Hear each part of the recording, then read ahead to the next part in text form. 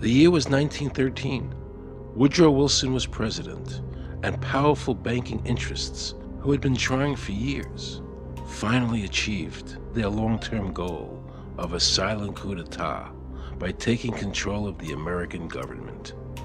The first thing they did to accomplish their takeover was convince Secretary of State Philander Knox to lie to the American people and tell them that the 16th Amendment, the Income Tax Amendment, had been legally ratified by the states when it was not. The bankers knew that this tax would ultimately end up in their pockets. Because of this fraud, the American people were led to believe there was now a tax on their labor. Congress and the President are completely aware of this fraud, and it was even cited in a recent court case.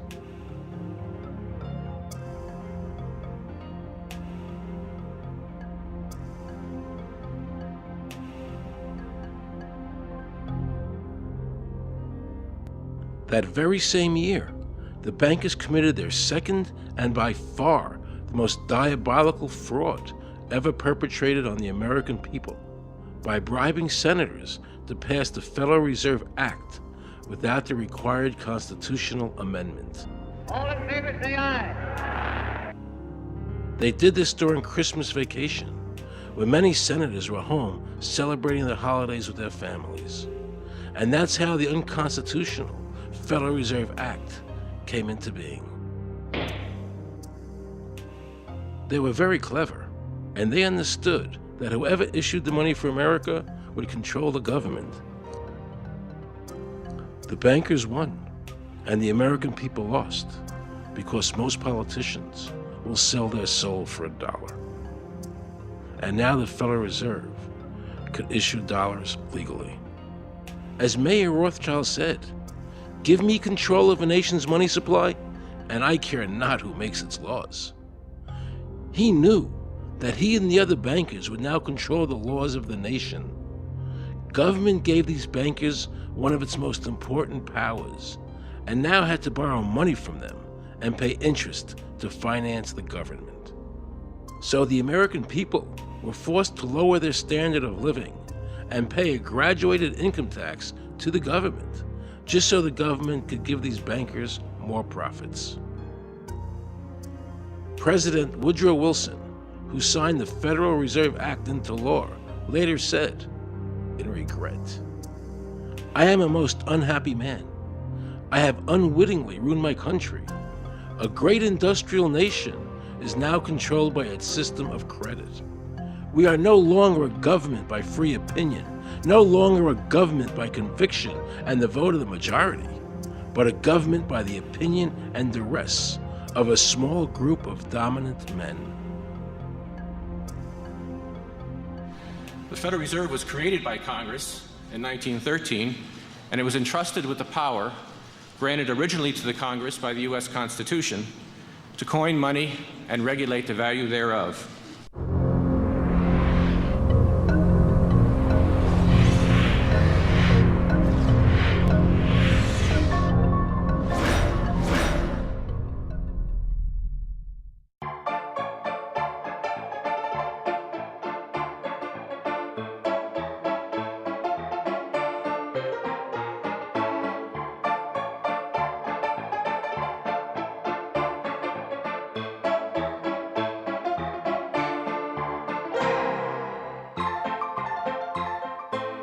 What's your name?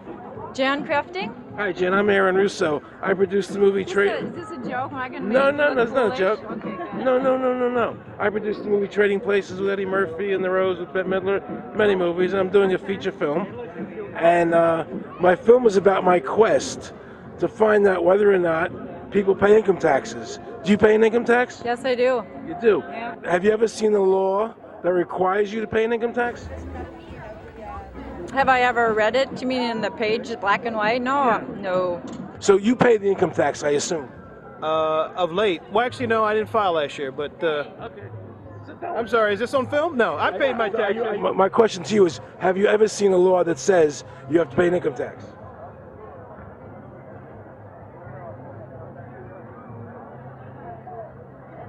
The law is that guy that wears that badge and a gun. That's the one that puts you in jail. That's the law. Actually, I can't stand the IRS. They're evil. Do you have any fear of the IRS? Not really, because I'm Canadian. I think it's actually unconstitutional, is what I've heard. Right. But to avoid any hassle, I pay it. If there was no law and I wasn't afraid of them coming and taking me to jail, absolutely, I wouldn't pay taxes. Okay, then no, I wouldn't pay income taxes. It's a no-brainer. You wouldn't pay it. I wouldn't pay it. Why would anybody? Because that's what they tell us we must do, else we're bad Americans. Would you pay it? No. Would you pay it? No. Why would you pay taxes if you're an actor? The income tax is not legal because it would be a direct tax and it is not apportioned as the Constitution demands. If it's against the Constitution, then why are we doing it?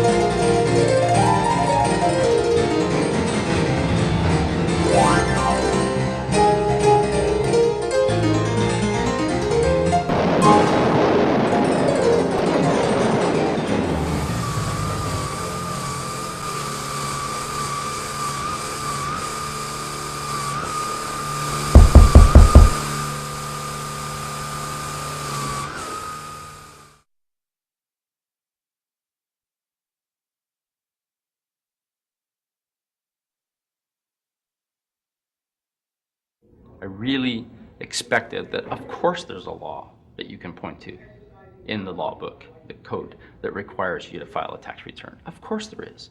Maybe I don't know what it is right then as he was speaking to me, but sure. So naively, I agreed to go off and research it and get back to him.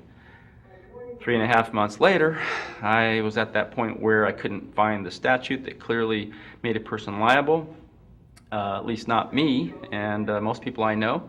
And I had no choice in my mind except to resign. I had to leave the IRS because I presented evidence that I had accumulated indicating that the agency was violating the law and violating people's rights. And I asked the agency for a response to my sincere concerns. And the answer I got was that they would not respond to my concerns and that they would provide me with the paperwork necessary to tender my resignation. But We the People Foundation for Constitutional Education put a full-page ad in the USA Today on July 7, 2000. And within the body of that ad was a $50,000 challenge for anyone that could show the law. And to me, $50,000 is a lot of money. So I went after that and did the research based on the fact that I thought, let's put this baby to bed. I'm hearing all these rumors. I'm going to kill 2 birds with 1 stone. I'll answer these people's questions that are asking me, and then I'll win this $50,000. And, based on the research that I did throughout the year 2000, and that I'm still doing, I have not found that law. I've asked Congress, we've asked a lot of people in the IRS commissioners, helpers. They can't answer, because if they answer, the American people are going to know that this whole thing is a fraud. I was surprised to hear these highly trained and decorated IRS agents telling me there was no law requiring American citizens to file a 1040 or to pay an income tax on their labor. I haven't filed an federal income tax return since I left. I have not filed a tax return since 1999. Approximately 67 million people don't file an income tax return. I made a decision to go to Washington so I could attend the We the People Foundation press conference. They were going to serve a class action lawsuit on the IRS, signed by over 3,000 people, because the IRS has refused to show the law that makes Americans liable to file a 1040 or to pay an income tax on their labor. I was very curious as to why the IRS refused to show the law, as it seems such a simple thing to do. Yet I was skeptical about the Foundation's claims. There had to be a law, right? I mean, we've all been told over and over and over again that we had to pay income taxes. No answers, no taxes. No answers, no taxes. No answers, no taxes. Most people believe that the income tax system is legal and that the revenue from the tax is used in the public interest. However, there is a substantial, conclusive body of evidence that proves that our income tax system represents the most pernicious form of tyranny. It is the greatest hoax ever perpetrated by government against the working men and women of America. American citizens, along with the Foundation, have been asking the IRS to specifically provide them with the underlying legal foundation upon which they administer and enforce the personal income tax laws in our country. At the national level, when people would attempt to contact somebody of a much higher authority, say the commissioner, same kind of thing. They would get answers that were in effect non-answers. There are a group of people standing outside today who assert that no law requires you to pay taxes and that you will not answer their petition to the government as to whether they're required to pay taxes. Are they required to pay taxes? I've been paying my taxes ever since I had my first job, and I think it's a fundamental construct of our nation that those of us who expect and demand the services from our government that the government provides, be they the protection of our country through the military, or be they the education of our children, or be they the protection of our environment, that we must pay for those services. So yes, I think there is a fundamental obligation, and that it's an understood and well accepted one.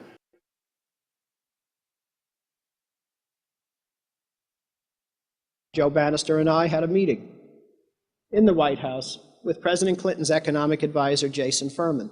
He accepted the remonstrance for the president. On June 2nd, I called and spoke with him. His words were, "We have decided that the issue of the legality of the income tax is not a high priority matter for the White House, and we will not be participating in any conference on the subject."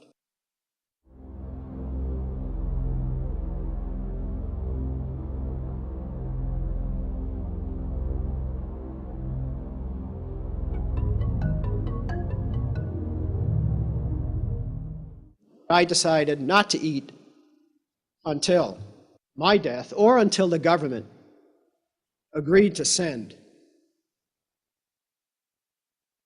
their experts to meet with the experts from the tax honesty movement. And with the help of Congressman Bartlett, a deal was made.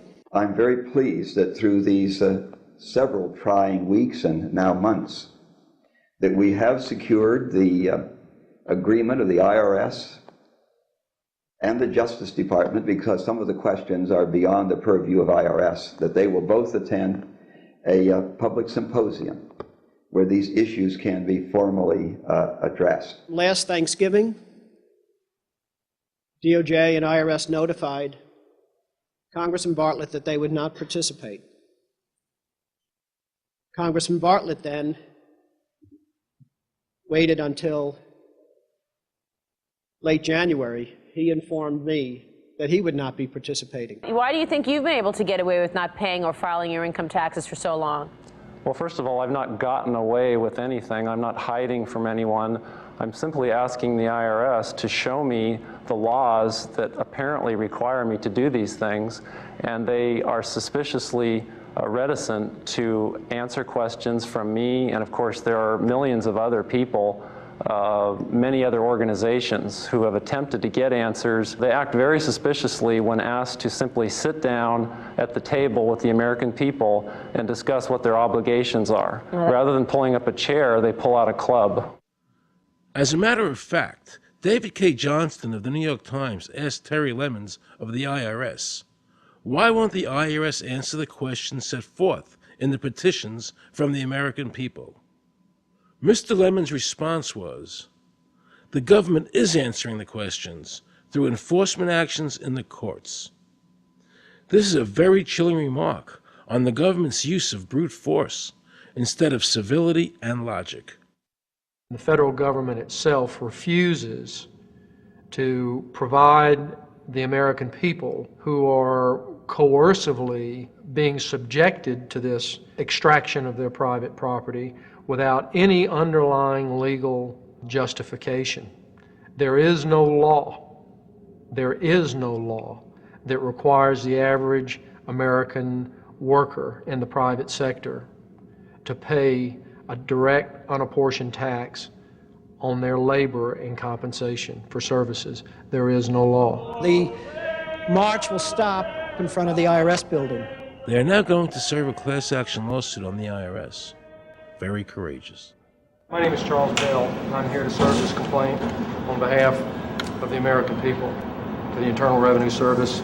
The complaint is accompanied by an affidavit that's under the hand of Robert Schultz. Case was served. We'll call you with the case number. Case has been filed. We'll call you with the case number. Thank you. Okay, thank you. We appreciate your time. America, baby! Freedom! Today, effectively, the people have said to their servant government that that our rights are not going to be any longer denied, and that we're going to have answers to our petition, our legitimate lawful petitions for redress of grievances, which are guaranteed in the First Amendment to our Constitution. So once and for all, we will get an answer. On August 31st, 2005, federal judge Emmett Sullivan ruled, the government does not have to answer the American people's questions, even though it is guaranteed in the First Amendment. Our courts have made a decision that government does not have to show the law that it enforces. And the press never reported on this. Have we given this judge the authority to overrule the Constitution, the very foundation of American life?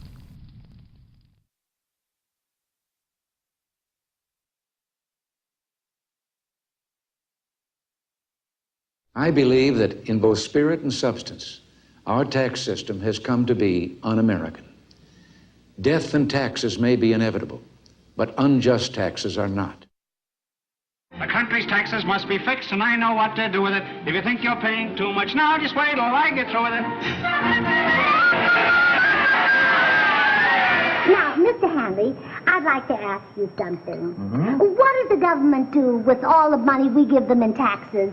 When President Reagan was elected, one of the first things that he did was appoint a blue ribbon panel of business people headed by Peter Grace, and is commonly referred to as the Grace Commission. And their job was to research all the various areas of the federal government and make a report. One of the quotes from the Grace Commission is, 100% of what is collected is absorbed solely by interest on the federal debt. All individual income tax revenues are gone before 1 nickel is spent on the services taxpayers expect from government. If we pay the salaries of the congressmen and the senators, we're supporting them, aren't we? Well, yes. Yeah. Well, then why can't we list them as dependents and deduct them? We've been brainwashed. People have been told, that you need this income tax system to fund government, which is absolutely ridiculous. I mean, my question is, well, if that's true, how did we fund government from 1776 to 1913? The main purpose of the income tax is not to raise revenue, but to redistribute wealth and to control society. A lot of people might say, well, gee, if there wasn't an income tax, what would happen to education? They don't understand that education is paid for the most part, out of state and local taxes, your property tax. People might say, well, how are we going to build and maintain our highways? If there's no money coming into the government, we need our highways. There is a tax on every gallon of gasoline that people buy. Proceeds from the income tax do not pay for highway construction. The amount of money that we spend on defense is exactly equal to the amount of corporate income tax, which is quite legal and quite constitutional. I think we should not want the income tax for several reasons. One is that it is the instrument of totalitarianism. It is the means by which the government can manipulate people and put you into a condition of servitude. Every year you give the federal government a form that says, here's how all my money worked. If you lie, you could go to prison. So you're required to give them a financial statement that under, the force of law could put you in prison if it's not impeccable, right? And under the law, they're supposed to do the same. They're supposed to give you back a financial statement that says, here's what we did with your money, except you comply and they don't. In fiscal 99, the Department of Defense had 1.1 trillion of undocumentable adjustments.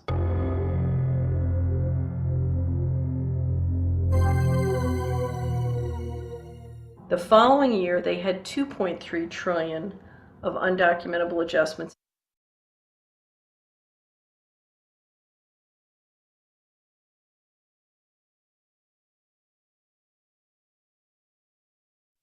I decided to call the IRS. I spoke to Anthony Burke in Media Relations. He was very nice to me, and I explained to him that I was an award-winning film producer and that I was doing a documentary on the IRS. He seemed a bit stunned by this, then explained to me that Commissioner Everson nor anybody else would go on film to discuss the income tax. But he did say he would call me back.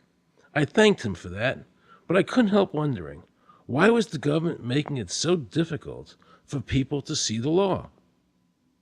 So I decided to bring my crew down to the IRS building to see if I could find some employees to interview. And here's what happened. I said you cannot film here, that's it. Who are you to tell me I can't film here? What's the law? Just tell me where the law is that says that. Can you show me the law that says I can't film here? Is America a free country? I told him they couldn't film here, and he's asking 9 million questions. I told him that's a federal government law. Hey, I told him he couldn't film here. He's telling me he's a citizen and all that, so I told me I couldn't film him and saying, where's the law that says I can't film here? And I'm asking another question, sir. Then Homeland Security showed up, because I was such a threat to Washington. You got a driver's license, huh? Yeah, I do. Put that away for me. After convincing Homeland Security I really wasn't Osama bin Laden, I kept wishing the IRS would allow me to interview somebody. Why wouldn't they show the law? What were they so nervous about? I began to have a frightening thought. What if it was our own government we had to be afraid of? With that disturbing thought in my mind, I went to see a group of tax experts. You can look through the statutes and look for the law that requires you to pay. And when you do that, you can't identify a law that requires the average person in America who earns a wage and works in private business to pay an income tax. The Constitution allows for two kinds of taxes. They're called direct and indirect. The federal government in the Constitution can tax almost anything, as long as it apportions the tax if it's direct.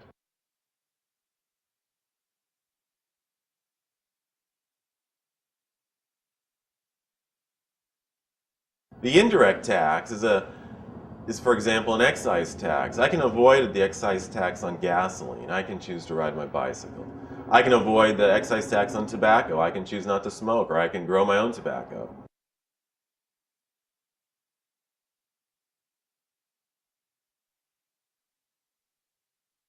The income tax which is being applied now doesn't meet the criteria of either direct or indirect taxes. The IRS claims that in 1913, the 16th Amendment, the Income Tax Amendment, allowed the government a third form of taxation. What was the Supreme Court's ruling on that? The Supreme Court in the case of Stanton versus Baltic Mining. I mean, what could be clearer than this? The provisions of the 16th Amendment conferred no new power of taxation. The Ruschauer case also said that the 16th Amendment did not impose any new taxes and did not change any of the taxing restrictions of the Constitution. There were also several other major Supreme Court cases in that same period from 1916 up until about 1923. Stratton Independence versus Hobart, Southern Pacific versus Lowe, Bowers versus Curbo Empire, Burnett versus Harmel, Doyle versus Mitchell. It's actually very simple. Congress tried to enact an income tax in 1894. The Supreme Court said that's unconstitutional. When the Supreme Court says something is unconstitutional, it's unconstitutional. They tried again in 1913, and the Supreme Court said the 16th Amendment conferred no new power of taxation. So, if they didn't have it then, and they didn't get it, they don't have it. There is no constitutional basis for a tax on the wages of Americans living and working in the 50 states of the Union. Period. End of argument.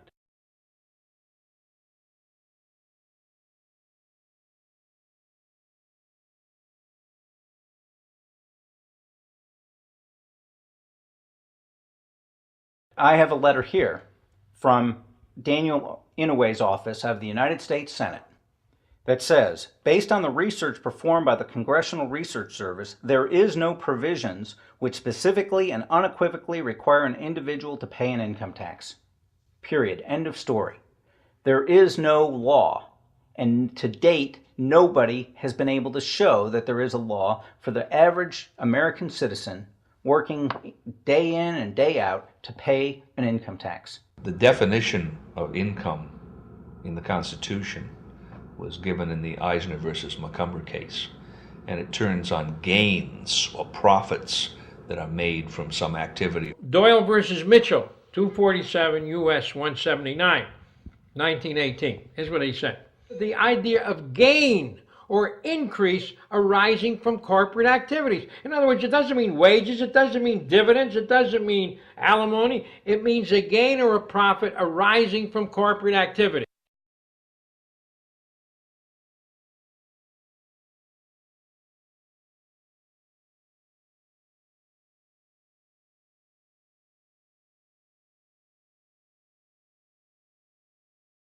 These liens that are recorded against people by the government for tax liens are nothing more than allegations. They are non-substantive. They have never been determined by a neutral third party, such as a court, to have one shred of validity. If you ever get a notice of an audit or anything else, the first thing you should do is a Freedom of Information Act request for records that they're using to substantiate or justify the audit. There is nothing in the Internal Revenue Code that creates any such thing as an income tax evasion or crime. There's nothing in the code that allows IRS agents to seize property. The government is involved in judicial blackmail.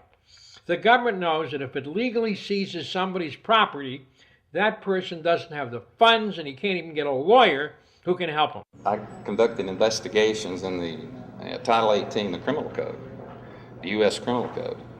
And in there, the statutes and the regulations are very specific as to what's violating the statute. In the Internal Revenue Code, Title 26, there's nothing specific in there. I mean, even the FBI is feared the IRS. You have to understand that an agency which will unlawfully impose a tax that doesn't exist is not going to care. If we, the people, don't know what our rights are, they're not going to tell us. If Americans just learned that the IRS was actually knowingly deceiving them, that would be enough for them to rise up and put a stop to it. This small booklet includes the Constitution of the United States, the Bill of Rights, the Declaration of Independence. This is a document that every citizen should read. It's a document which freed an entire nation. This is the Internal Revenue Code. And this document, and the unlawful application of this document by the Internal Revenue Service has enslaved the nation that this document attempted to free. I was very impressed with the people in the tax honesty movement. They weren't kooks, they were highly intelligent, well-researched, and very genuine. I was wondering why I never heard about all these Supreme Court decisions in the media. So I really wanted the IRS's point of view, because to get the true story, it was imperative I hear both sides. I kept wishing Anthony Burke would call me back. He seemed like an honest man. I then proceeded to call my message machine. Hi, this message is for Aaron Russo. This is Anthony Burke at the Internal Revenue Service. Let me suggest some people that you might want to think about talking to. One would be Don Alexander, who's a former commissioner who's here in town in Washington. Another would be Sheldon Cohen, who is both a former commissioner and former chief counsel. All those guys, I think, can answer your question about, where in the tax law it says that you have to pay taxes. Wow, good news, I thought. So I called Sheldon Cohen because he used to be the IRS commissioner. He wrote the tax code, and he was also general counsel to the IRS. He is a true expert, and I couldn't find a better person to answer my questions. He graciously agreed to my interview. The reason I'm doing this documentary is because there are many people in America today who believe that there's no law that requires them to pay an income tax or file a 1040. And there are many people going to jail for it, fighting over it. The Internal Revenue Code is authorized by the 16th Amendment. I think it should be clarified. I think government should be transparent to the people. Why doesn't the IRS commissioner sit down with them and just explain it in clear English? Why? I don't think they really care. They don't think. I think they're just playing word games. You don't think they're sincere people? No, I don't think they're sincere people. What does voluntary compliance mean? And why does the IRS code say it's voluntary to comply, not mandatory? That's a word euphemism we use. We use voluntary compliance when we talk about traffic signals. Most people at 2 o'clock in the morning, do you stop at a red light? Yeah. Is there a cop there? Sometimes I don't. Well, I do, and most of us do. Most of us do. Right. But that's voluntary compliance. That was a complete perversion of logic. Traffic laws state that it is mandatory to stop at a red light. The IRS code says it's voluntary to comply. Mandatory and voluntary are the complete opposite of each other. Yet he wants us to believe that they mean the same thing.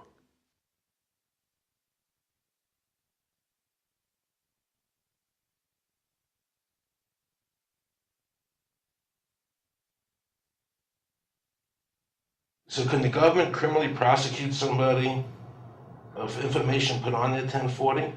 Yes. Right, so doesn't that violate the Fifth Amendment? No. But the Fifth Amendment says I don't have to do anything that incriminates myself. Well, it doesn't incriminate you to put your income down. But you said before I could be put in jail for it. The commissioner wants us to believe that although the IRS demands that you fill out the 1040 and you can go to jail for it, that they are not violating your Fifth Amendment rights of self-incrimination. That is absurd. Isn't it true that the word income is not defined anywhere in the Internal Revenue Code?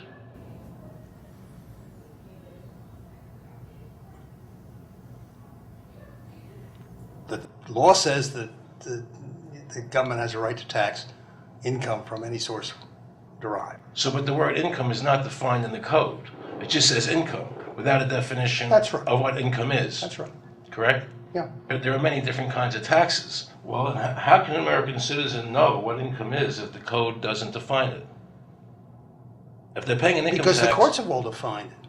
Do you remember what constitutional attorney Edwin Vieira said? The definition of income in the Constitution was given in the Eisner versus Macomber case, and it turns on gains or profits that are made from some activity. So the Supreme Court has ruled income is not wages, it's not labor, it's gain from corporate activity. I believe that a man's labor is his private property. That's your view, but it's not the law. The Supreme Court's even said your labor is your private property. When I go to work for somebody, it's a trade. It's an even exchange. I do some work, you give me some money.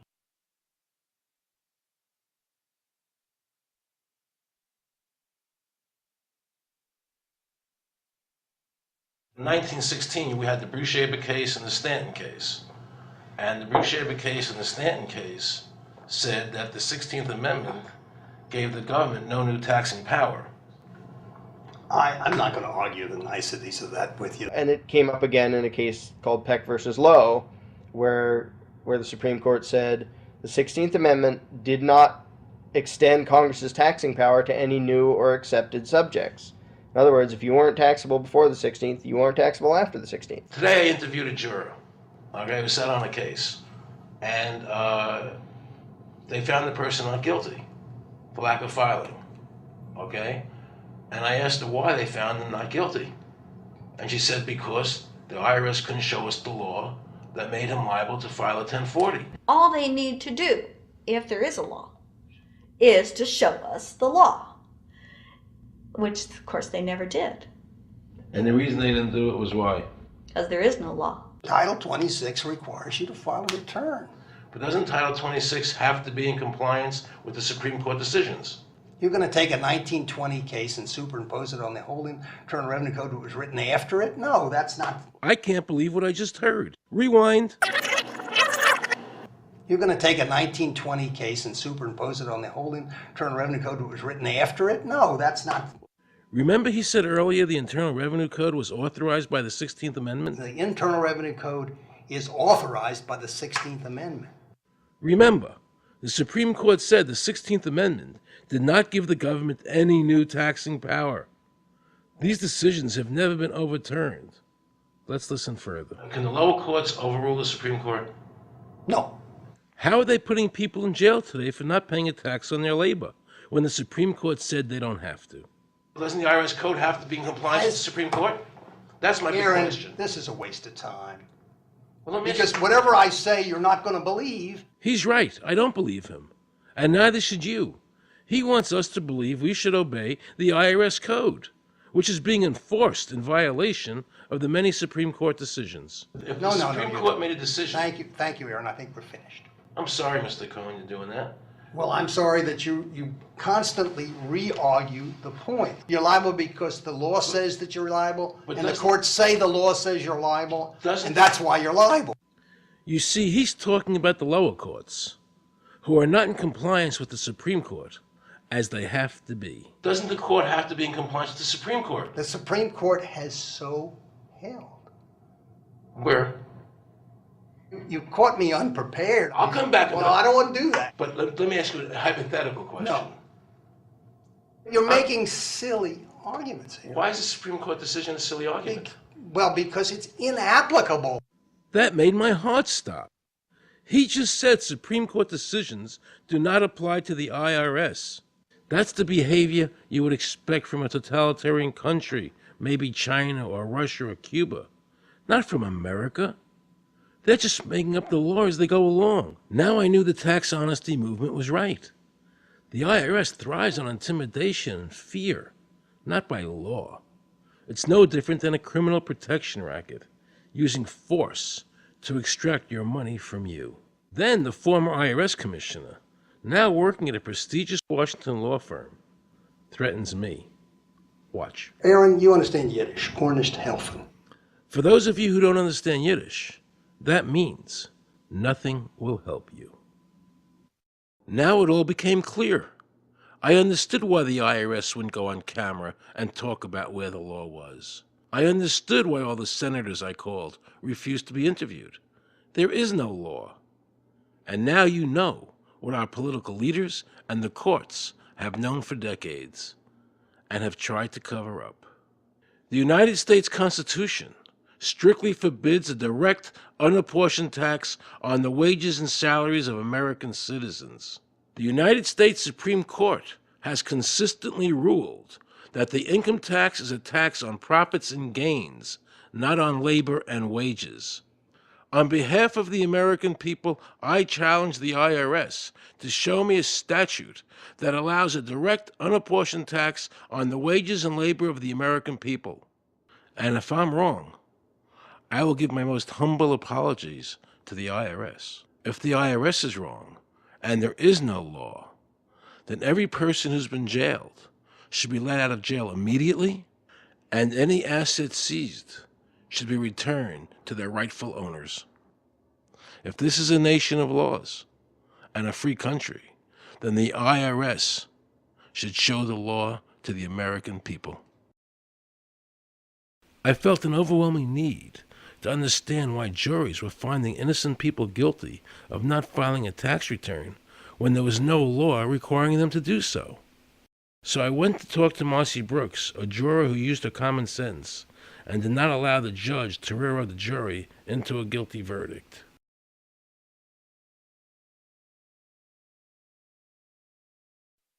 He was being tried for 4 counts of not filing his income tax. Okay. And our question was, well, what is to decide?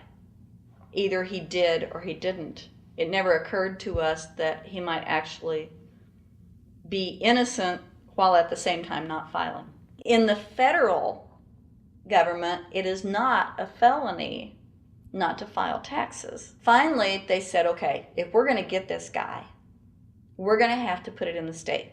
They called up the IRS agent, Agent Craner. Craner? Yeah. Robert Craner? Mm-hmm. This is Ken Doherty. He's also an investigator with the Illinois Department of Revenue. This is a request for a copy of the delegation and authority order. Right, and I talked to my boss about that, and he said that my badge is that.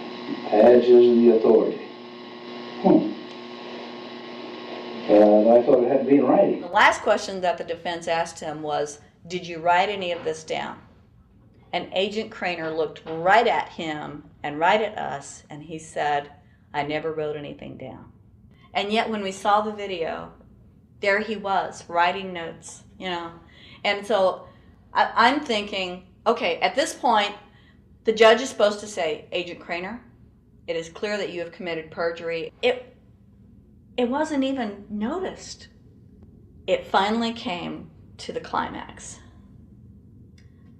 Mr. Harrell looked right at the prosecutor, and he said, "I will tell you the same thing I have told over and over again to government officials. You show me the law that requires me to file a tax return, and I'll be glad to do it." And again, I ask, under what is the requirement that you claim and are required to do these things? And the requirement under the regulations is what section? My question to you is, what particular act are we discussing here that I am liable to do these things that you claim I'm liable to do? Your exact question would be again? Okay, what is the section that what? But I guess I'm still not understanding your question, Mr. Harrell. Well, you must be familiar with what that you have the police powers to enforce. Yes. The prosecutor absolutely ignored him. And he started slandering Mr. Harrell. Just started attacking his character. They're calling us tax cheats, they're calling us fanatics, they're calling us weirdos. I don't care what you call me, but I have one question. Where is the law? Show me the law. They can't let this turn into a rational debate, because if they do, they lose it.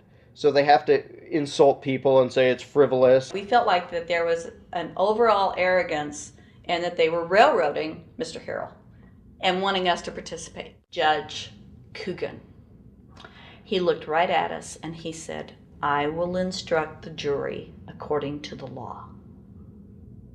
We were sent to deliberation. The judge promised us that he would give us the law. And we looked and we looked and it was not there. We wrote a note to the judge asking for a copy of the law. 10 minutes later, we get a note back.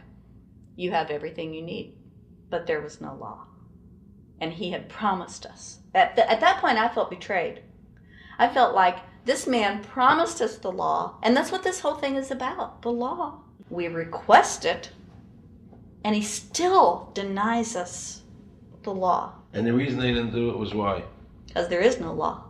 Remember, we're talking about the Illinois state law here, okay, which is a law in Illinois. So we got out that law, and we read it several times, and I said, "Okay, wait, you know, because they kept saying, but this is a law in Illinois." And I said, "Look at the beginning of it. It says, anyone required to file a federal income tax return is required to file an Illinois tax return." I said, if it is true that he's not required to file a federal return, then that nullifies the Illinois law. Two people, they kept saying, "But he's going to get by with it." And I said, what is he getting by with but his rights? If there is no law, he's not breaking a law. He's just standing on his rights. Are we going to deny him that? That's when this one juror sat back and kind of rolled his eyes and he said, "You mean we don't have to pay taxes?"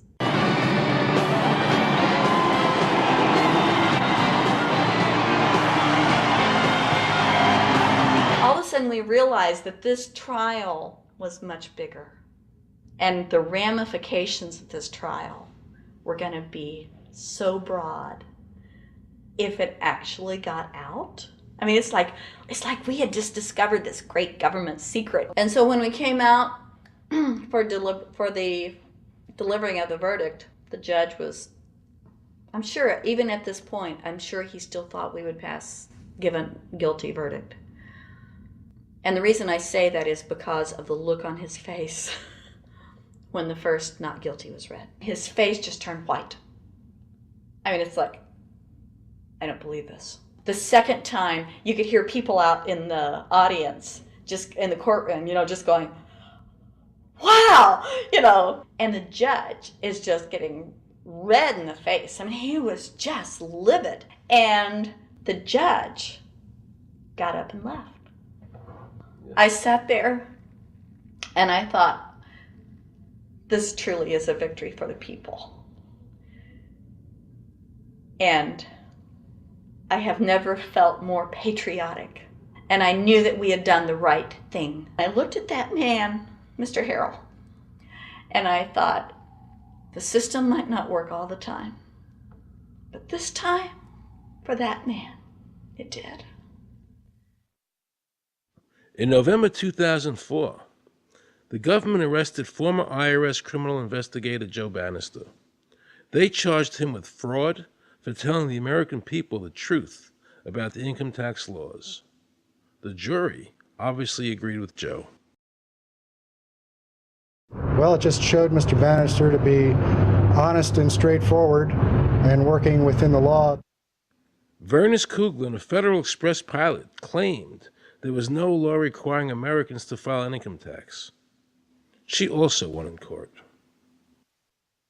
24 people were criminally charged by the IRS because they claimed there was no law requiring them to file an income tax return. The fact is, neither the judge, nor the prosecutor, nor the IRS could bring that statute in there because it's not in the books. The jury came back with an acquittal for everyone. When the matter is put to the test, which means in terms of court and enforcement action, there is a 100% success rate in shooting down these arguments. The mafia has a code and they follow it, and it's a code of honor. But the IRS has no code of honor.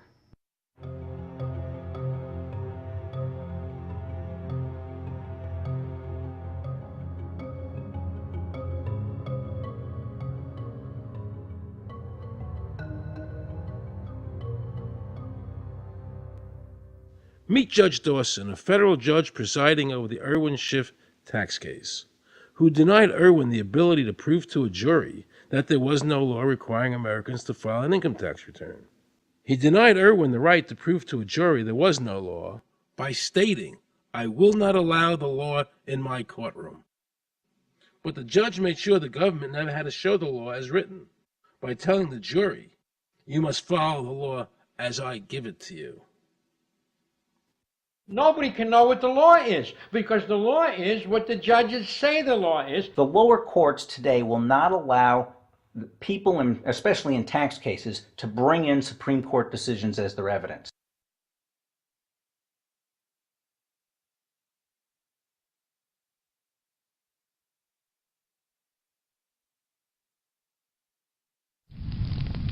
Here we have a federal judge railroading an American citizen by saying Supreme Court decisions are irrelevant.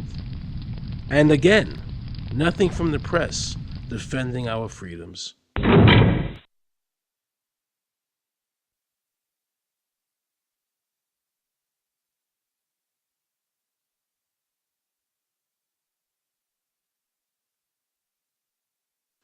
So if you ever find yourself as a juror on a tax case, be sure to ask the judge to show you the statute written by Congress that allows the government to tax the wages of the American people.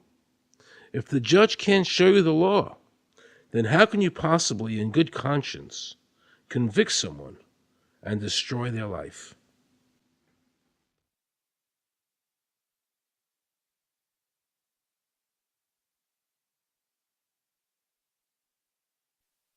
Let's see how the IRS treated one of America's greatest heroes, and someone I cherished as a child.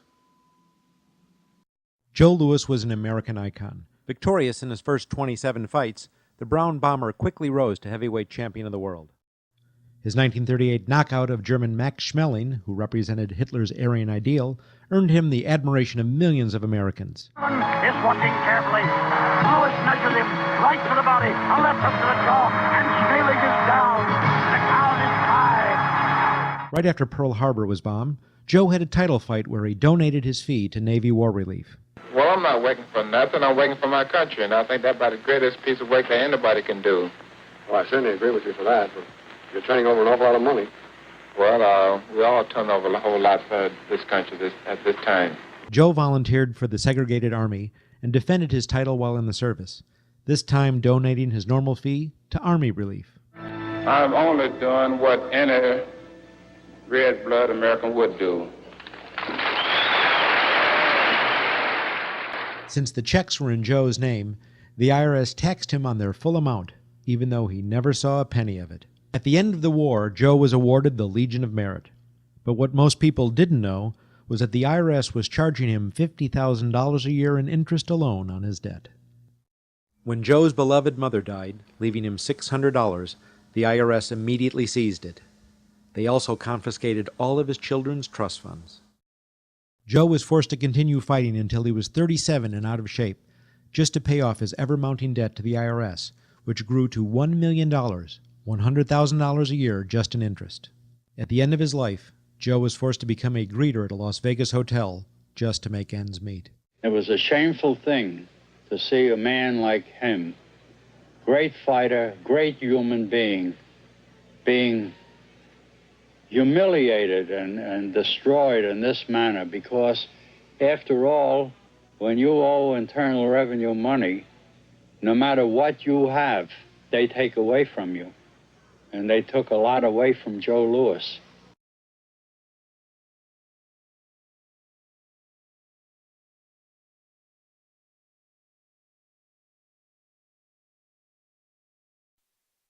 I made a decision to drive to Virginia Beach from Washington because I had heard stories about two law-abiding families who had been brutalized by the IRS.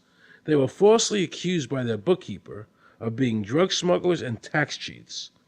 And incredibly to me, without any investigation, the IRS proceeded to raid their place of business and their homes, even though they had done absolutely nothing wrong.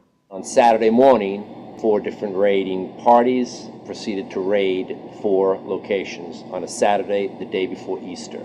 I was the manager on duty, and I was up in the deli, and people came through the door. How many came in the door? Maybe about 15 or 20 people. 15 to 20 Yeah. armed agents. With dogs, with guns. They made me get everybody in they went in the kitchen, they went in the deli, they went all over the whole restaurant, told all the customers, took forks out of their hands while they were eating their breakfast and told them they had to leave. I got the frantic call from Edie. And she said, something wrong. So anyway, I jump out of bed and I immediately run to the shower.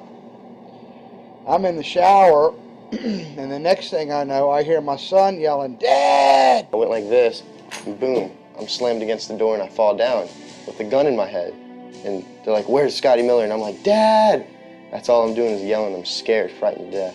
And then the next thing I hear is Mr. Miller, the shower curtain is jerked back. I've got a gun pointing at my head. Hold it right there. The screams from the little girls who were at a pajama party with my daughter. There was 4 little girls there with my daughter. Of course, mayhem. There were about 3 men in my bedroom with huge guns. He followed us and wanted to watch us get dressed, and I tried to shut the door, and he puts his foot in the door, like he's going to sit there and watch us change our clothes. And I was like, "Excuse me, no." My neighbors now are all standing out. Were you still naked? Well, they handed me a towel at that point. I had a towel wrapped around me. Did the towel fit? No, hardly. Hardly. At this point, they were talking about weapons, and I mean, it's crazy. I mean, they're looking everywhere, going through all my drawers, and I reached for my underwear drawer to get some underwear. They said, "Don't touch anything, boom!" And they're locking their guns up. And hold it right there. Don't move around. Don't move. And I'm going, whoa. I said, "I'd just like to get some underwear on here, I said, I got women standing here. They keep everything. How did you conduct your business if the IRS took everything? We had to do it out of a shoebox so we could keep going because we requested these things, and I'm told that the government's really not, once they do raid and so forth, they're supposed to at least let you, until you're charged with something, continue your business. This wasn't the case. They kept everything. So you were never even charged? Absolutely not. Charged with what? And when you speak IRS, the whole world shrivels up. The whole world gets fearful to a point where let's not talk about it. I testified in front of Congress. I would like to know why this dark entity, known as the IRS, has come into my life and refused to leave. I raised my children with a zero tolerance for dishonesty. And now they must hear allegations that I am a major drug dealer and a tax cheat? A lot of people out there being abused, and a lot of people saying, look, I'll pay it. Just go away. Just go away. When all that happened, we had to file bankruptcy. We've had cars taken away from us, kept my daughter from going to college. Do they ever think about the lives that they just destroyed? They think about the ruination of homes and property? No. In this case, we would have never thought this could happen to us. We've never done anything wrong. How can this happen in America when, in my case, personally, I thought that I was doing everything right? I've served my country. I've been to college. At least I've done something in my life. I got a speeding ticket one time. I paid my taxes for 40, 50 years, whatever it was. I've never been audited. What happened here? I had this really uncomfortable feeling in the pit of my stomach as I was thinking to myself, how did America transform itself from being a truly free country with a servant government where our individual rights were protected by our Constitution to being a country that talked about being free but really wasn't? The change started when the Federal Reserve came into existence and America adopted one of the major planks of the Communist Manifesto by bringing to America this central bank. The very same people that backed the Federal Reserve System also backed the graduated income tax, a second plank from the Communist Manifesto. You know that the Federal Reserve is a private bank and not a government agency? No, I wasn't aware of that. It's a private bank? That would scare me quite a bit. What if you learned that the Federal Reserve makes money off the taxes you pay? How would you feel about that? Angry. Like I'm feeling right now. I would feel cheated by my government. I'd be angry. It kind of sucks. They're pretty much in control of everything. I decided to drive back to Washington to see Dr. Ron Paul. He had been a congressman for over 20 years. I had met him previously in 1998 when I was running for governor of Nevada, and I knew him to be an honest and sincere man, and I thought he'd be very helpful in letting me know what the future holds for the American people. Who owns the Federal Reserve? It's secret, and we can't find out what's happening. But the Congress created it, and it's not authorized in the Constitution. The government borrows money from a private corporation using the name Federal that prints United States on it, and then it pays back to the Fed, which is owned by private banks. We don't know who all those private banks are. The money that the government is paying back to the private bankers is the money that comes from you and me. Why in the world would the American government borrow money and pay fees on it when it has the authority to make the money itself interest-free? The Federal Reserve is no more federal than Federal Express. I've never seen a full list of ownership for the Fed. I don't think anybody has. The government works for a private bank, and the private bank works for its owners, the true masters. People talk to me about, the issue of Republican versus Democrat, as if they don't get it. And I say, look, here's the way you get it. It's organized crime. All you do is you call the Republicans the Genoveses, and you call the Democrats the Gambinos. The people at the top, they treat it like a crap game, like it's their crap game, like they're making lots of money. Occasionally somebody at the table shoots each other, but the moment anything threatens their crap game, they all unite to protect it.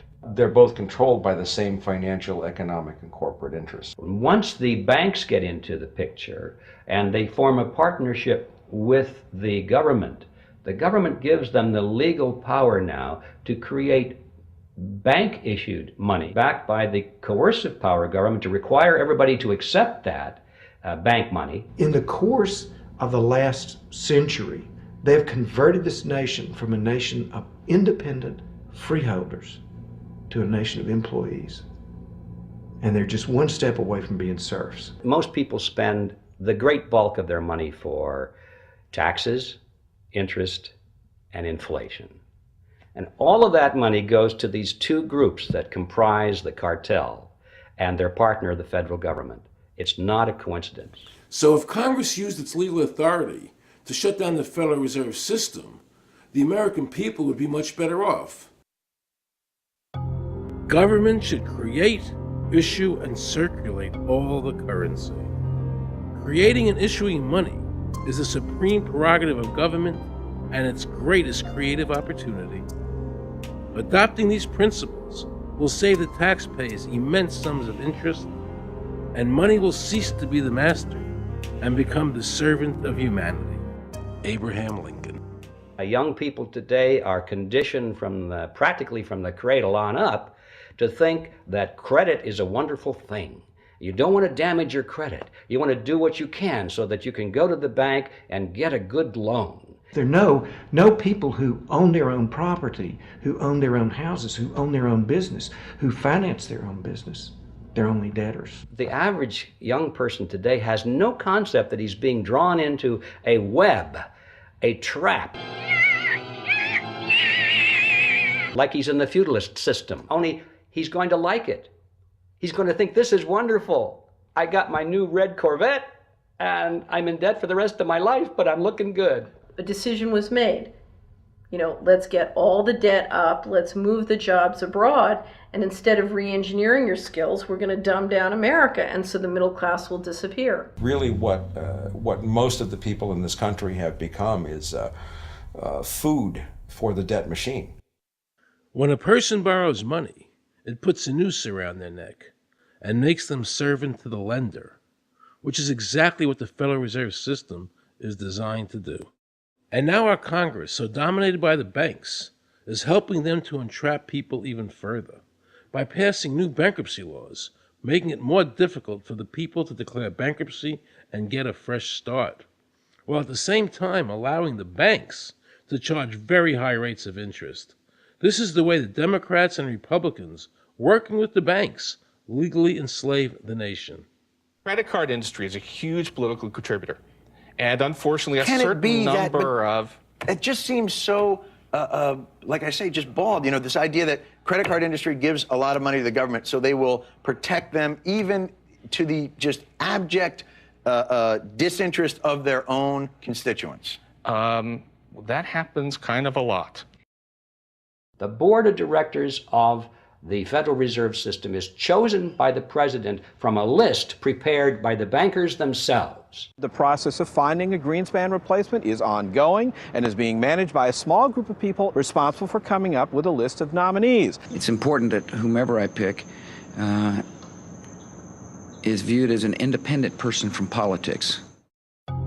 If the American people ever allow the banks to control the issuance of their currency, the banks and corporations that will grow up around them will deprive the people of all property until their children wake up homeless on the continent their fathers conquered.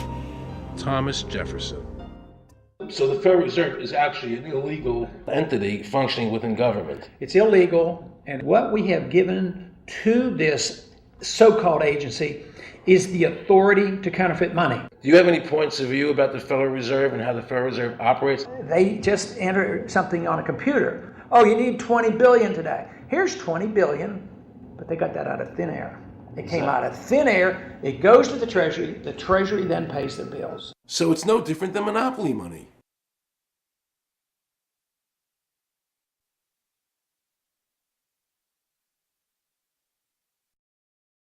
The cost of living is so high today because the Federal Reserve and the federal government have destroyed the purchasing power of the dollar. The dollar today is actually worth about 4 cents, despite the fact that the government, the Federal Reserve, and the media keep telling us that they're protecting the value of the dollar. This is a lie. All countries who have ever attempted to create money on thin air, the currency is eventually destroyed. Why did we give a monopoly of creating money out of thin air to a private corporation? The result is exactly the same as if someone were picking your pocket every year, because that's exactly what they're doing. Originally, paper was a receipt which is used as evidence that the money exists. Over the years, of course, the government has disconnected the paper from the actual tangible substance, which is money. So now we have a piece of paper which is evidence of nothing. In the past, people were able to take their receipts, the paper, to the bank and get the real money, the gold, in exchange for the receipt. This limited the amount of money that could be printed, thereby protecting the purchasing power of your savings. You don't have to worry. That's good because I work 3 jobs and I feel like I contribute. You work 3 jobs. 3 jobs, yes. Uniquely American, isn't it? I mean, that is fantastic. In the absence of the gold standard, there is no way to protect savings from confiscation through inflation. There is no safe store of value. Gold stands as a protector of property rights. Alan Greenspan, before he went to work for the Federal Reserve System. Now Alan Greenspan and the other central bankers want you to believe that the receipt, the paper, is the real money. This is nothing more than sleight of hand. It's a magician's trick. Because for them to maintain control over the government and the people, they have to convince you that this paper is really money, because that is the essence of their power and our powerlessness to maintain control over our own government.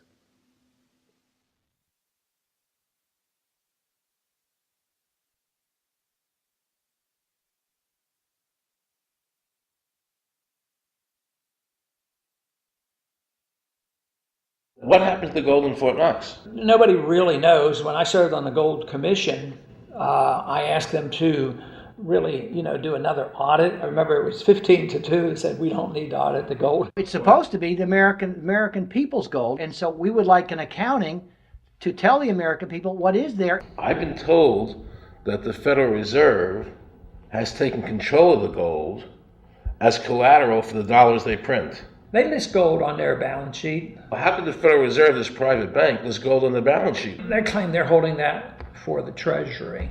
So that puts private bankers in control of the American gold. They could have taken all of America's wealth. That's a possibility. Shouldn't the Congress stand up and say, where is the American people's gold? They're not audited. They control the money of America, and it's not audited? There is no audit. Oh, wait a second. Doesn't the Federal Reserve work underneath the Congress? Congress ignores their responsibility to do any oversight. The president really has no control, nor does the Congress have any control over this cartel. It just has the appearance of control. In the final analysis, the Federal Reserve bankers, with the help of the Democrats and Republicans in Congress, have swindled the American people. They have taken the true wealth of America, the gold, and given us a piece of paper in return. And again, not a word from the press. These frauds are going to continue until Congress is no longer intimidated by the Federal Reserve bankers, and Congress uses their legal authority to shut down the Federal Reserve System and to stop this loss of our freedoms. Is there a law that requires people to file a 1040? Not explicitly, but it's certainly implied. Well, implied by force. Yeah. But is there a law? I can't cite a law, no. I cannot. But, if they think it's the law and they have all the guns, it's an authoritarian approach. Well, yeah, but that's authoritarianism. Yeah. That's not a country run by law. Do you think America is going deeper and deeper into becoming a police state? And if so, in what ways do you see that as a congressman? Yeah, I think we're moving in that direction because there's not much we can do without permission. The absence of a police state is that people are free, and if you don't commit crimes, you can do what you want. But today, you can't open up a business, you can't develop land, you can hardly do anything. You can't go to the bank, you can't go to the doctor without the government knowing what you're doing. And they talk about medical privacy, that's gone. Financial privacy, that's gone. The right to own property, that's essentially gone. So you have to get permission from the government from almost everything. And if that is the definition of a police state, that you can't do anything unless the government gives you permission, we're well on our way. This is something that people eventually, I hope, will get sick and tired of and say, enough is enough. I sincerely believe the banking institutions having the issuing power of money are more dangerous to liberty than standing armies. Thomas Jefferson. You must understand the Federal Reserve is a cartel made up of the major banks in America, and they are the ones that are running the show, not the federal government.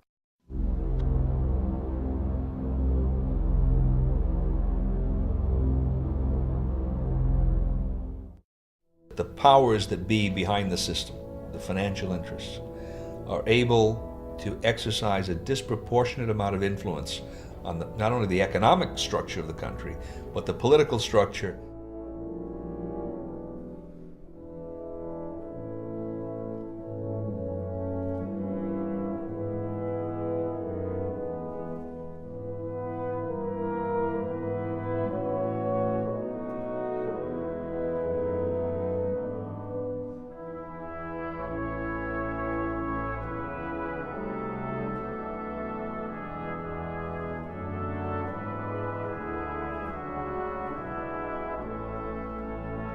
This would be like the ultimate reaching of government into our personal health lives, which would be unbelievable. And not even our government, some, bureaucratic, diffuse, multinational, secretive government.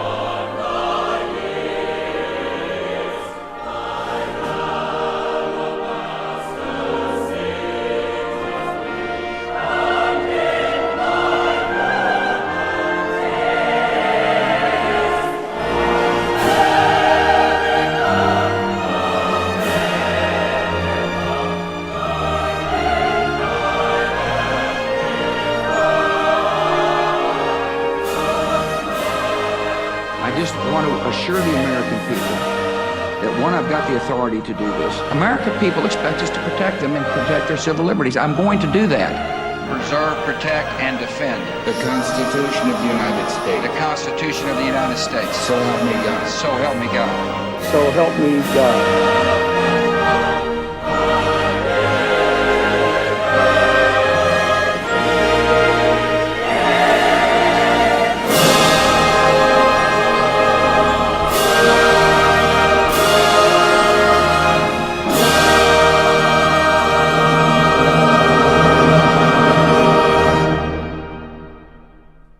What happens if your own government is using more force and more coercion on its own citizens for the purpose of achieving its political ends? Is that government engaged in terrorism? Now let's watch the government add insult to injury to the people of New Orleans. No one will be able to be armed. We will take all weapons. That happened today in this wealthy neighborhood where homeowners had armed themselves to protect their mansions. Residents were handcuffed on the ground. In the end, police took their weapons but let them stay in their homes.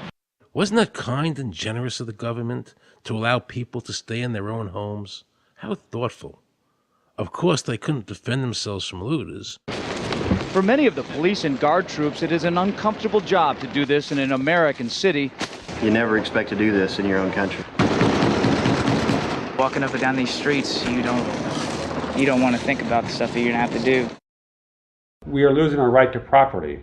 The government is getting more pretext to seize it, using the power to confiscate it with eminent domain. The asset forfeiture laws have proliferated. It's easier for the prosecutors to come in and make an accusation against you and confiscate your property even though they have no evidence that you've done anything wrong. Guilt or innocence doesn't really matter that much because it's very convenient for the government. Unfortunately, what is being sold to the American people today as Americanism, if you peel off the label, you find so much similarity to what we were fighting against when we were fighting communism and Nazism and fascism. The government's now putting a national ID card together and they want checkpoints. We will be carrying our papers, and they have recommended there'll be checkpoints throughout the country. Isn't that what Nazi Germany did that everybody in America was against? Papers, please. May I see your papers? May we see your papers? I don't think I have them on me. In that case, we'll have to ask you to come along. Wait, it's possible that, yes. Here we are. These papers expired 3 weeks ago. You'll have to come along. Halt!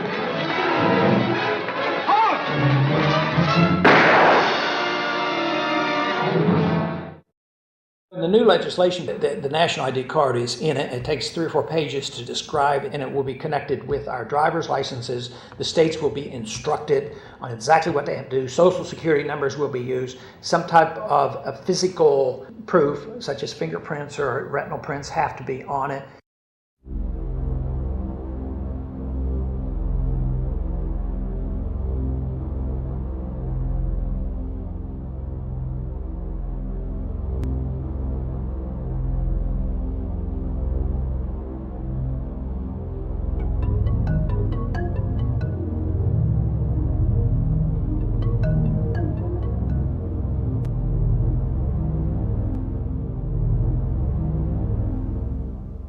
It is time to wake up, America. These ID cards are not about defeating terrorism, but they are all about controlling the American people. I arranged an interview with Catherine Albrecht, a leading authority on the RFID chip. Her book entitled Spy Chips is the definitive book on this subject. I wanted to find out just how dangerous these chips are to our liberties.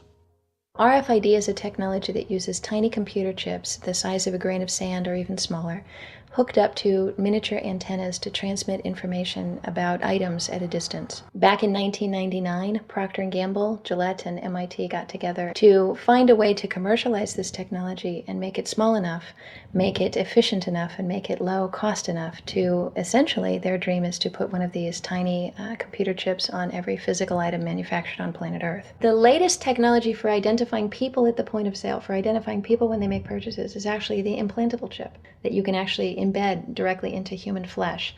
It's a tiny glass capsule about the size of a grain of rice. It contains an RFID computer chip with a coiled antenna, and it can transmit information also at a distance.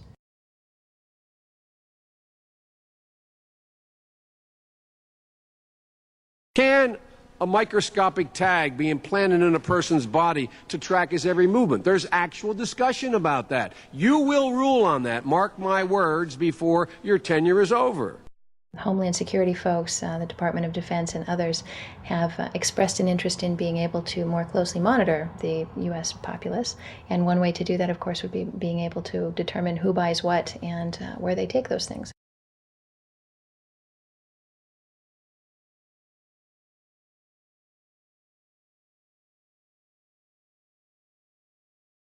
Radio waves can travel through walls, they can travel through wood, they can travel through the things we normally rely on to protect our privacy. For example, your purse, your backpack, your pocket, anything you're wearing or carrying. Kraft Philadelphia cream cheese has been tagged with RFID and sold to consumers, as have Mach 3 razor products and other Gillette razor products, without the knowledge of the consumer. One of the tiny chips could actually even be the dot on the letter I on the back of the fine print on a package that you purchased. They were talking about having reader devices in every airport, on every bus, on every train, on every port, on every dock. One of the most worrisome applications of RFID are proposals to put them into cash, meaning that you would be able to track every banknote, where it had been, who it had been issued to, and create, in essence, an audit trail. That would essentially take away the anonymity of cash that we now enjoy today. The ATM machine itself, as the money came through the roller device, would be reading each number, and they would know who you are because, of course, you identify yourself at the bank before you take money out. And down the road, when you go to pay at a major retailer, it would also be possible for them, as they're putting the money into the cash drawer, to simply feed it through a little reader device. It would go in, it would tag that number and transfer possession from Aaron Russo, say, to Walmart. Once everything you do is tied down to a single number and there is no longer the ability to pay with cash, then all it takes to render you a non-citizen is to simply turn that chip off. You will no longer be able to really participate in any function in society, including buy food. So through the implementation of the Federal Reserve System, the American citizen has gone from being a private individual who had real money, gold, in his possession that was private, to a citizen who has no privacy because all money is now being digitized. They can deduct whatever amount of money they want out of your digits whenever they want. They can trace you whenever they want. You'll be at their mercy. God forbid we allow this to happen in America. This is absolutely Orwellian. I mean, it's talking about Big Brother looking over your shoulder at absolutely everything you do, every purchase you make, every place you go, every company you interact with. All of that would be reported back potentially to the government.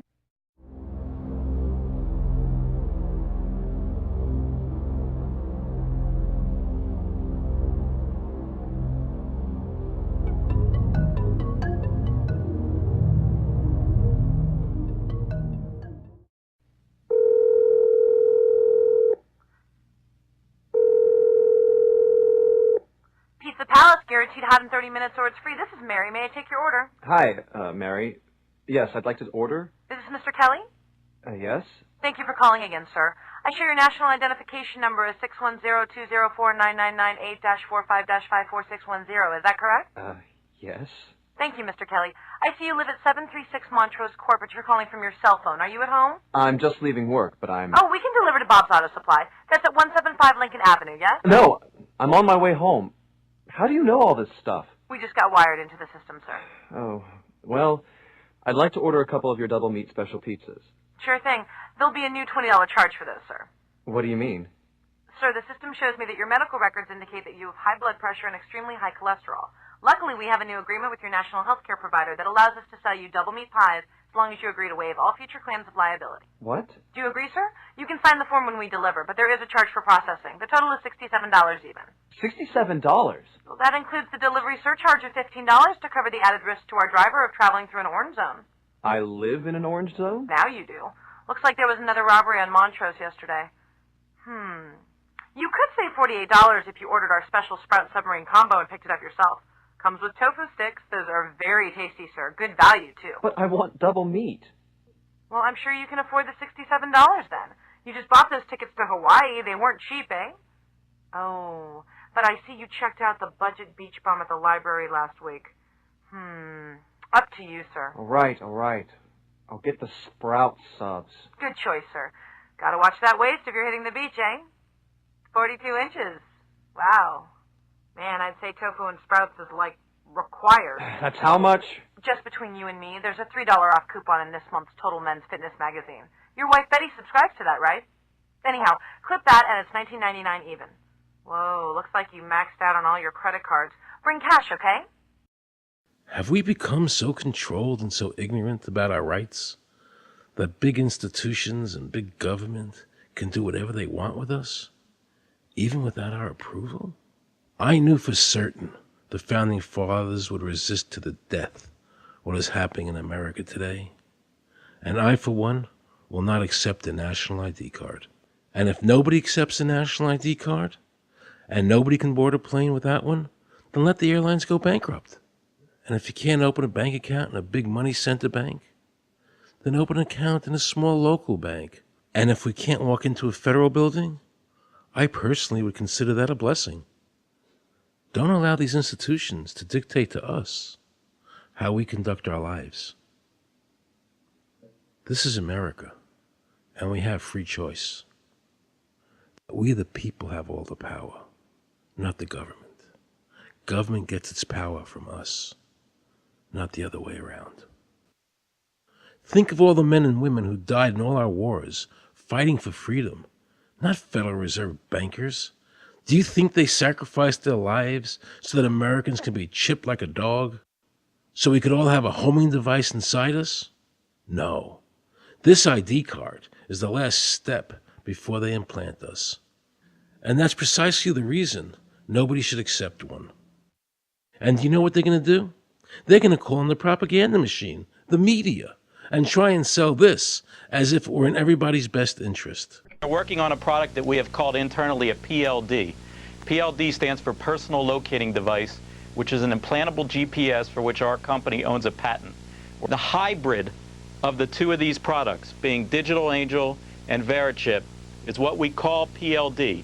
PLD should be in prototype form by the end of this year, by December of 2002, and we are already working with the Food and Drug Administration as well as legislative agencies with these products and ultimately with the PLD.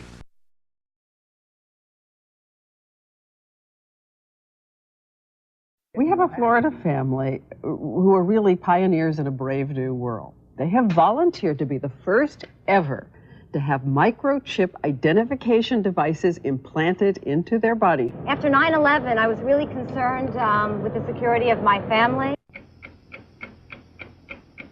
I wouldn't mind having something planted permanently in my arm that would identify me. Talk about identification papers. Watch what happens to a woman in Florida whose license was suspended.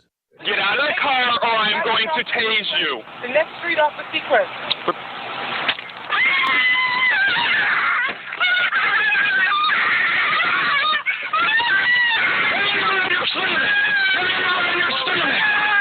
On your stomach. Do it now. Put your hands behind your back. Do it now.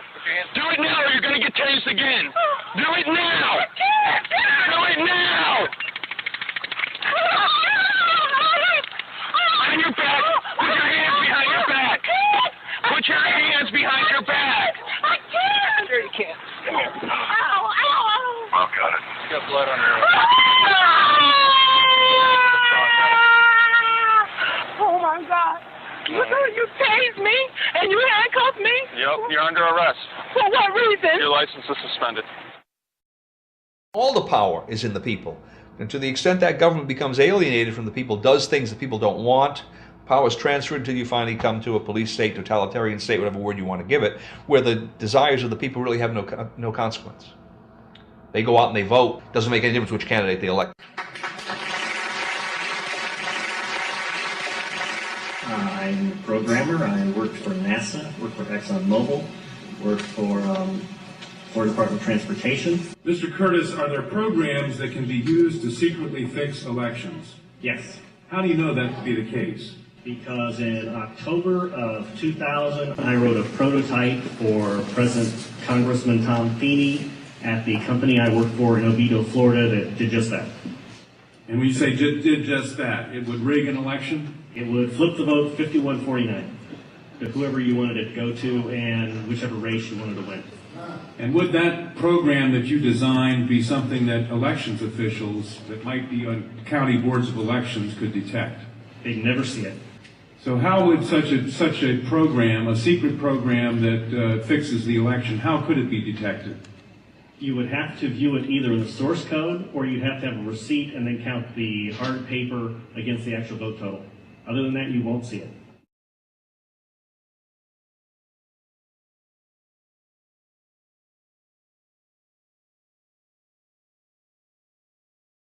Given the availability of such vote rigging software and the testimony that has been given under oath of substantial statistical anomalies and gross differences between exit polling data and the actual tabulated results, do you have an opinion whether or not the Ohio election, presidential election, was hacked?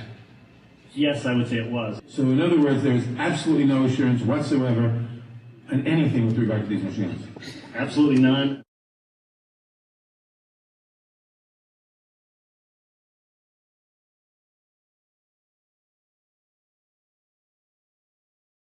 Anybody who trusts electronic voting machines should have their head examined.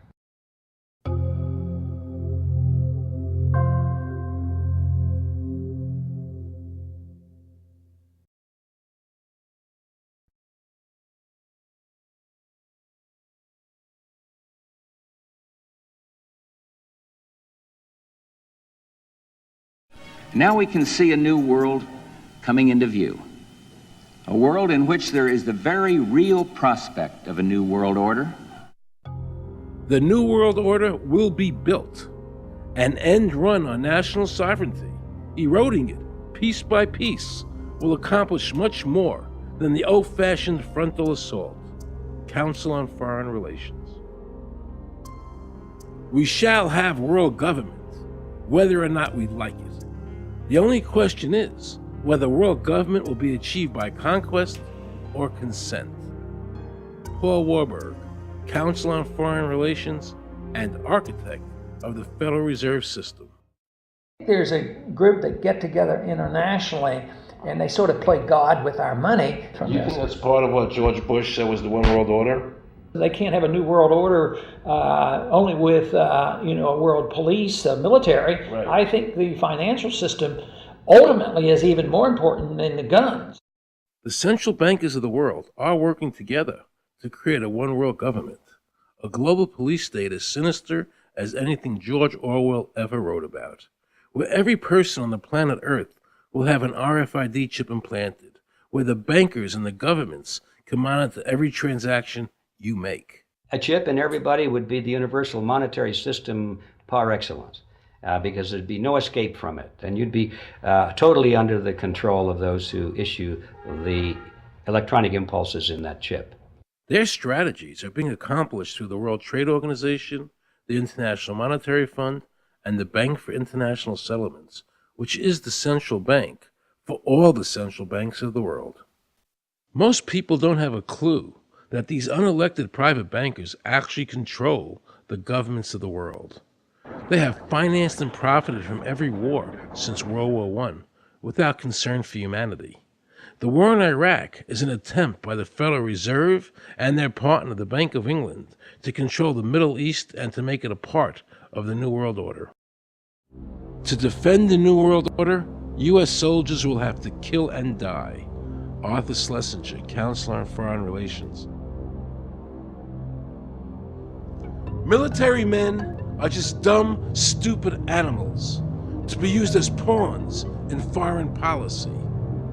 Henry Kissinger, Counsel on Foreign Relations. Now let's listen to this quote by Robert Reich, a member of President Clinton's cabinet and one of his most trusted advisors. The dirty little secret is that both houses of Congress are irrelevant. America's domestic policy is now being run by Alan Greenspan and the Federal Reserve. America's foreign policy is now being run by the International Monetary Fund. When the president decides to go to war, he no longer needs a declaration of war from Congress. Dr. Carol Quigley, professor from Georgetown University, who was also President Clinton's mentor, said in his book, Tragedy and Hope, the powers of financial capitalism had a far-reaching aim, nothing less than to create a world system of financial control in private hands, able to dominate the political system of each country and the economy of the world as a whole. And then President Clinton's Deputy Secretary of State, Strobe Talbot, said, in the next century, nations as we know it will be obsolete. All states will recognize a single global authority. All these supposed free trade agreements, NAFTA, GATT, CAFTA, are truly nothing more than the governments of the world and the central banks working together to create a one-world government. They are not free trade. These treaties are government-managed trade, and they are destroying the American worker. Through these treaties, the bankers are actually beginning to control the laws of the world. The fact is that this relationship between the bankers, the government, and the huge multinational corporations is the very reason why the government no longer enforces its immigration laws. The bankers want a one-world government without borders, and the American government is obeying them. If the government was so worried about terrorism, why are they leaving the borders open? But at the same time, telling American citizens they need an ID card with an RFID chip.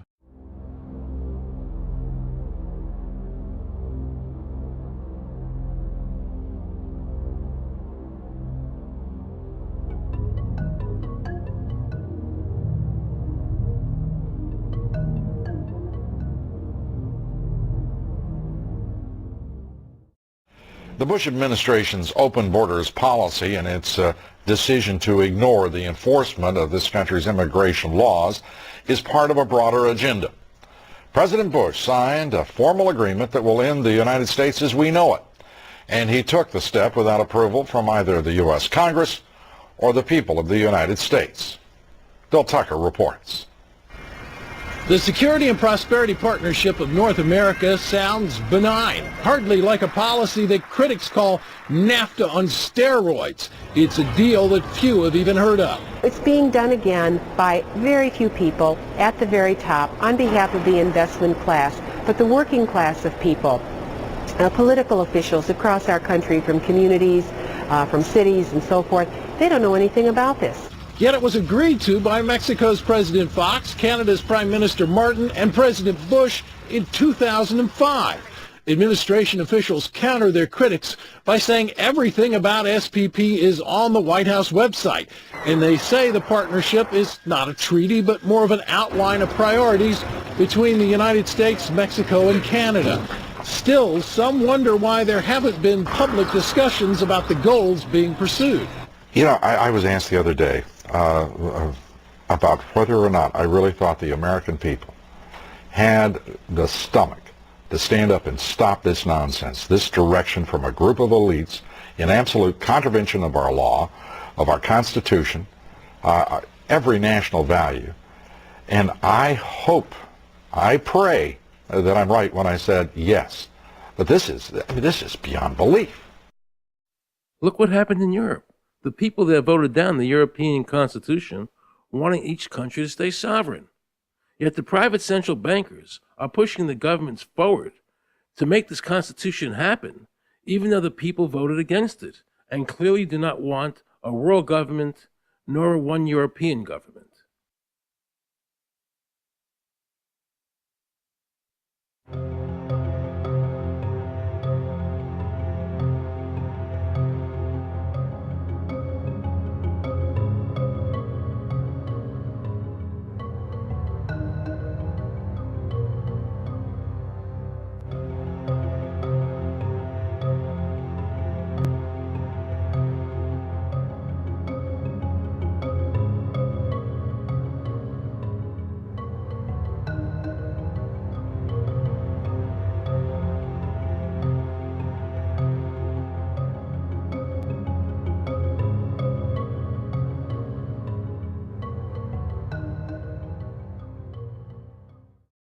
Now pay close attention to this quote by David Rockefeller, and you'll understand what is happening in the world today and where the American people are heading as a nation.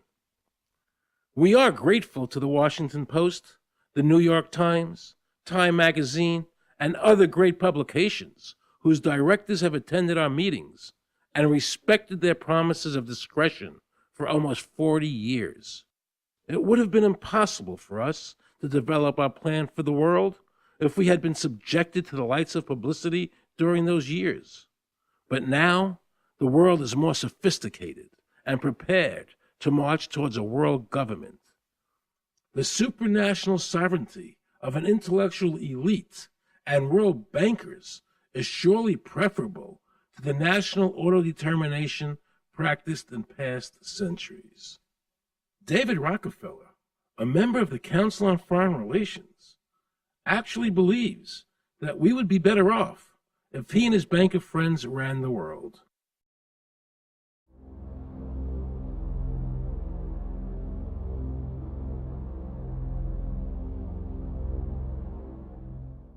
Benito Mussolini had a great quote about fascism. He said that fascism should be called corporatism more properly because it's the perfect merger of power between the corporation and the state.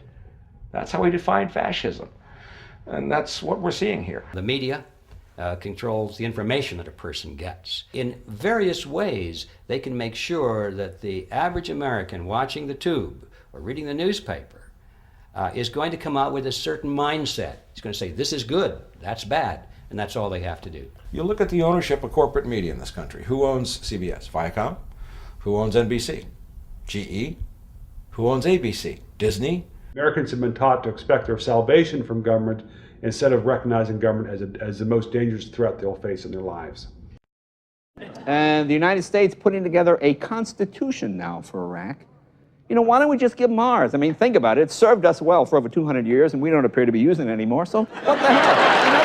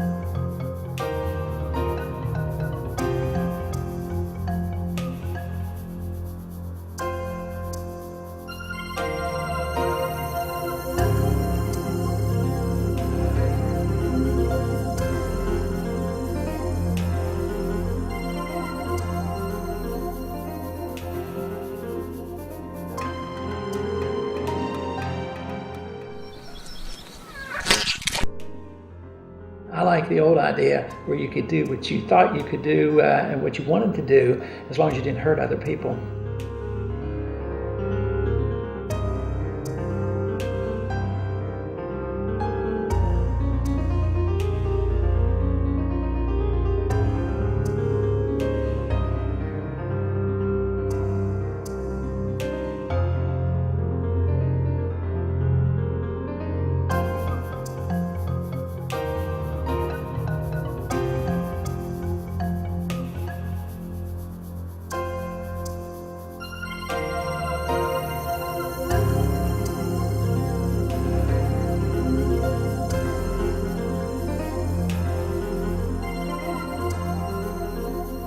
I think that the ultimate choice that's being presented to mankind is that it's time to either evolve or perish.